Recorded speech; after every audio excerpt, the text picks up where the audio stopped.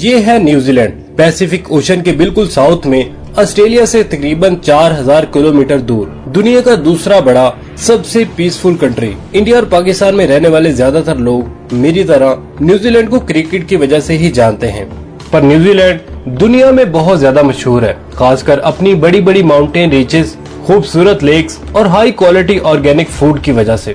नाज़रीन, आप में से शायद कुछ लोगों को ये पता होगा कि मशहूर movie Lord of the rings की शूटिंग भी न्यूजीलैंड की इन्हीं खूबसूरत वादियों में हुई थी।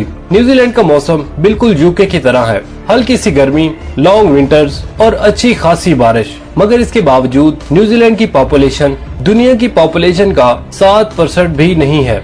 अगर आप न्यूजीलैंड का ये मैप देखें तो आपको नजर आएगा कि तकरीबन 80% न्यूजीलैंड बिल्कुल खाली है और वहाँ कोई नहीं रहता। न्यूजीलैंड की 70% आबादी इधर नॉर्थ में रहती है और नॉर्थ की भी 50% आबादी इस एक शहर ऑकलैंड में रहती है। इतना जबरदस्त मौसम, खूबसूरत सीन्स, लो क्राइम रेट और हाई स्टैंडर्ड ऑफ लिविंग के बावजूद 80% न्यूजीलैंड खाली क्यों है? आइए जानते हैं इस सवाल का जवाब। नाज़रीन, सबसे पहले अगर हम वर्ल्ड मैप देखें तो आप नोटिस करेंगे कि न्यूजीलैंड हमारी बाकी दुनिया से बहुत दूर है।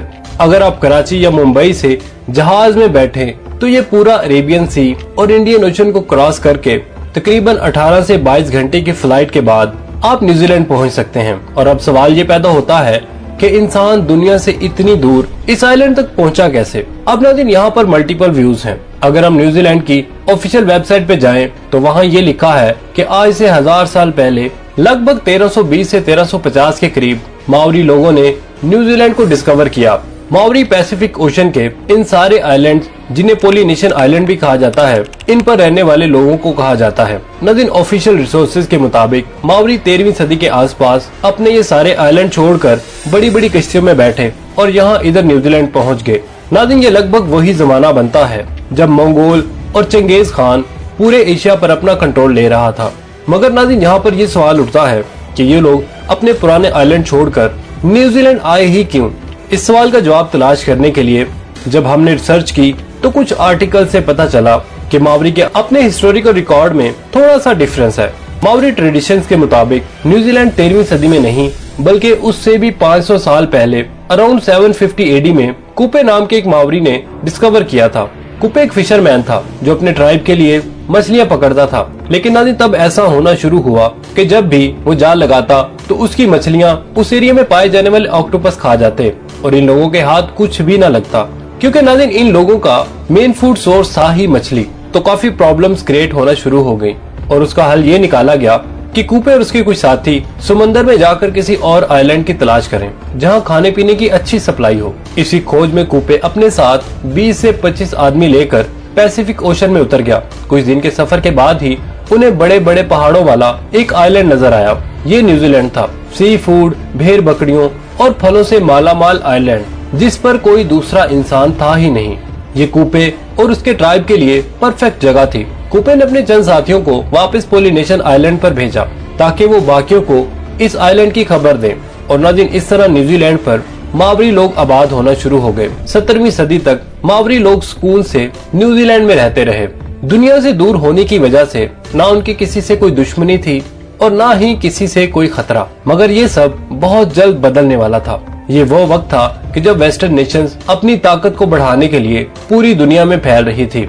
एक्सप्लोरर्स को भेजा जा रहा था कि वो आइलैंड कंट्रीज और कॉन्टिनेंट डिस्कवर करें जिन पर कब्जा करके यूरोपियन कंट्रीज अपनी पावर बढ़ा सके। नाज़रीन, इसी सिलसिले में एक Dutch explorer Abel Tasman Pacific Ocean के साउथ में किसी कॉन्टिनेंट की खोज में निकला।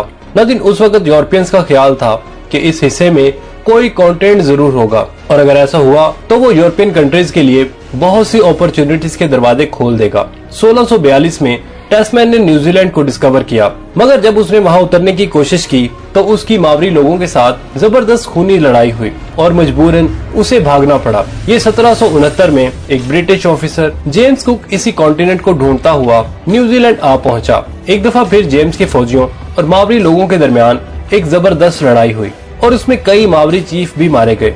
जेम्स को बिलाखिर वापस जाना पड़ा, मगर इस बार उसने न्यूजीलैंड और इस सारे सफर का डिटेल मैप बना लिया और इसी मैप के थ्रू फिर 18वीं सदी में यूरोपियन इस आइलैंड पर पहुंचना शुरू हो गए और इस बार उन्होंने मावरी लोगों के साथ बड़े स्मार्ट तरीके से डील की उन्हें ट्रेड और प्रॉफिट का लालच देकर ब्रिटिश ने वहाँ पर अपनी नेवल पोर्ट्स बनाना शुरू कर दी और फिर 100 साल बाद ब्रिटिश ने न्यूजीलैंड का मुकम्मल चार्ज संभाल लिया।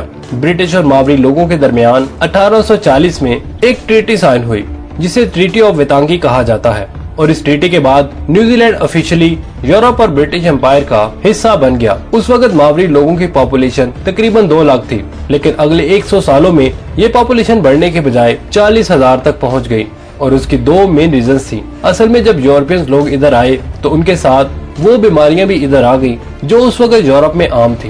नाज़रीन, प्रॉब्लम ये थी कि मावरी लोगों में इन बीमारियों के खिलाफ इम्यूनिटी डेवलप नहीं हुई थी और इसीलिए यूरोपियंस इमिग्रेशन के बाद लोकल मावरी लोग बीमार होकर मरना शुरू हो गए।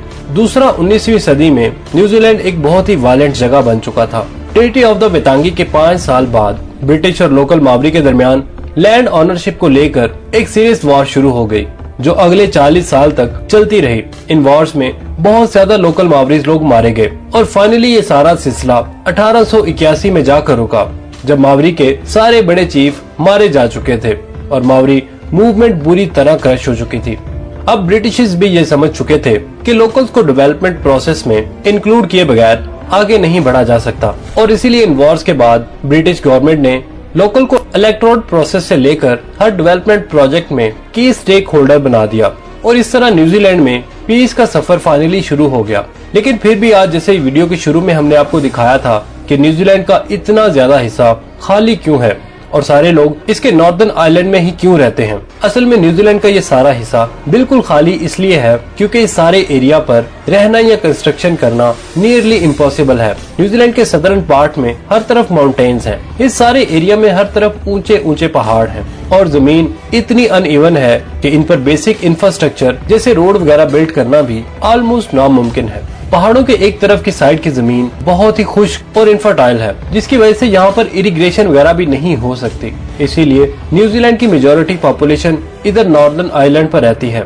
पॉपुलेशन शॉर्टेज के इस मसले को हल करने के लिए न्यूजीलैंड ने वर्ल्ड वॉर 2 के बाद इमिग्रेशन पॉलिसीज रिलैक्स की। वर्ल्ड वॉर 2 से पहले न्यूजीलैंड में नॉन व्हाइट लोगों की एंट्री मना थी और इसी वजह से न्यूजीलैंड की पॉपुलेशन 1950s तक स्टैग्नेट रही और उसके बाद ये पाबंदियां जब हट गईं तो एशिया स्पेशली चाइना, फिलीपींस और इंडिया से लोग इधर आकर आबाद होना शुरू हो गए और इसी तरह न्यूजीलैंड की पॉपुलेशन में एक बड़ी तब्दीली आना शुरू हो गई। आज न्यूजीलैंड की पॉपुलेशन का ऑलमोस्ट 27% इमिग्रेंट्स या वो लोग हैं जो न्यूजीलैंड से बाहर पैदा हुए थे। इमिग्रेंट्स की मेजॉरिटी इधर ऑकलैंड और उसके आसपास के एरियाज में रहते हैं और यही वजह है कि ऑकलैंड आज दुनिया के लीस्ट अफोर्डेबल सिटीज में से एक है बिकॉज लैंड सप्लाईज कम है और हाउसिंग की डिमांड ज्यादा है। इसी प्रॉब्लम को हल करने के लिए न्यूजीलैंड गवर्नमेंट अब लोगों को $8,000 की ग्रांट दे रही है ताकि वो ऑकलैंड से 100 किलोमीटर दूर वाइकाटो में शिफ्ट हो सके ताकि ऑकलैंड की हाउसिंग मार्केट पर प्रेशर कम हो और प्रेशर नॉर्मलाइज हो। नाज़रीन, यहाँ पर आपको एक बहुत ही इंटरेस्टिंग चीज बताते चलें कि न्यूजीलैंड की सारी agriculture industries animal meet export करने पर चलती है। इधर नॉर्दर्न आइलैंड में बारिश की वजह से ऐसी लश ग्रीन जमीन है जिसकी वजह से यहाँ पर बेशुमार भेड़ बकरियां और गाय पाई जाती हैं। न्यूजीलैंड की पॉपुलेशन लगभग 50,000 के करीब है जबकि एक एस्टीमेट के मुताबिक यहाँ पर भेड़ बकरियों की पॉपुलेशन ऑलमोस्ट 3 करोड़ है और इसीलिए न्यूजीलैंड दुनिया में सबसे ज्यादा मटन और शीप कूल एक्सपोर्ट करने वाला कंट्री है। न्यूजीलैंड का 95% मीट बाहर एक्सपोर्ट होता है और 2019 में एक्सपोर्ट से न्यूजीलैंड ने $40 बिलियन का रेवेन्यू कमाया।